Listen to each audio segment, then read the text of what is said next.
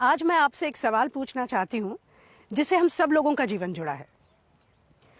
कौन से ऐसे प्रोफेशंस हैं जिनकी जीवन में हमें बार बार जरूरत पड़ती है?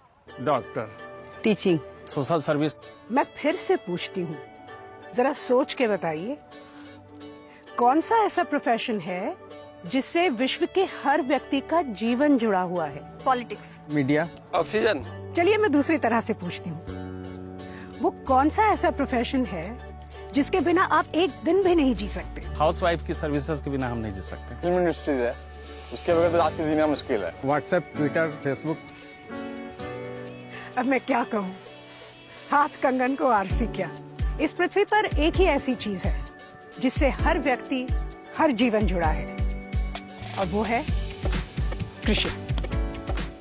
हमारी रोजमर्रा की जिंदगी में हमें डॉक्टर्स, लॉयर्स, इंजीनियर्स की कभी कभी जरूरत पड़ती है, लेकिन जिसकी हमें हर दिन, हर पल जरूरत पड़ती है वो है किसान। देखिए, आप सुबह उठते हैं, आप चाय या कॉफी पीते हैं, इन दोनों की भी तो खेती होती है।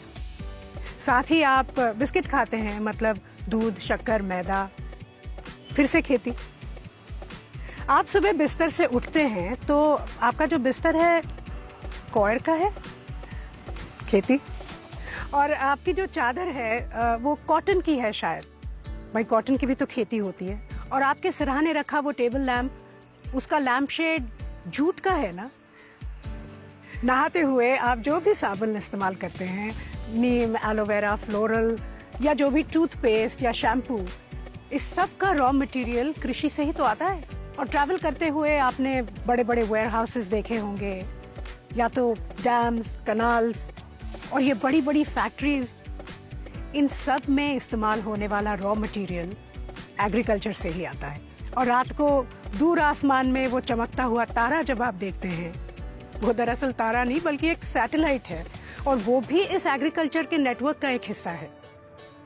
तो जमीन में दबे बीज से लेके आसमान में सैटेलाइट तक हमारा जीवन पूरी तरह से कृषि से घिरा हुआ है। कृषि एक वैदिक शब्द कृषि से निकला हुआ है, जिसका अर्थ है जमीन जोतने की क्रिया। जब विश्व में बाकी और सभ्यताएं बसी भी नहीं थी, तब भारत कृषि में एक अग्रणी सभ्यता थी। इतना ही नहीं, बल्कि भारत में कृषि से रिलेटेड इन्वेंशंस, डिस्कवरीज और रिसर्च हुआ, जिसने पूरे विश्व को कृषि का ज्ञान दिया। रामायण और महाभारत के वक्त से लेकर इंडस वैली के वक्त तक हमारी कृषि काफी विकसित हो चुकी थी। बीज बोने का सही समय, मिट्टी को फर्टाइल रखने के लिए क्रॉप रोटेशन, सिंचाई के लिए नालियां बनाना, ये सब तभी इजाद हुआ। कृषि पराशर ग्रंथ, जिससे हम आज तक कृषि सीखते हैं, इसी समय लिखा गया था। अथर्ववेद में कृषि को मानव का दर्जा दिया गया है, इसलिए हम इस धरती को अपनी माँ कहते हैं, और बड़े ही गर्व से इस जमीन को भारत माता कहते हैं। जब पूरी दुनिया जानवर के खाल के कपड़े पहन रही थी, तब भारत ने कपास यानी कॉटन के कपड़े बनाना शुरू किया। और क्या आपको पता है कि इरिगेशन में भी भारत सबसे आगे था? फर्स्ट सेंचुरी यानी पहली शताब्दी में कावेरी नदी पर बना कलानी डैम आज 2000 साल बाद भी वर्किंग कंडीशन में है। इसी दौरान हमारे मसाले पूरे विश्व में प्रसिद्ध होने लगे। रोमन एम्पायर के साथ हमारा विदेशी व्यापार शुरू हुआ। सी ट्रेड की वजह से हमारे प्रोडक्ट्स लगभग तमाम विश्व में निर्यात होने लगे, और इसके बाद कई सदियों तक कृषि ज्ञान और तकनीक का धनी भारत धीरे धीरे सोने की चिड़िया बन गया। और सोने की चिड़िया को किसी न किसी की नजर तो लगनी ही थी। मुगलों के आने के बाद आबादी बहुत तेजी से बढ़ने लगी, और दूसरी तरफ अनाज कम पैदा होने लगा, और उसकी जगह कैश क्रॉप्स जैसे कॉटन, ओपियम, नील, इसकी पैदावार बढ़ा दी गई। मुगलों ने 1/3 फसल कर मतलब टैक्स के रूप में लेना शुरू किया।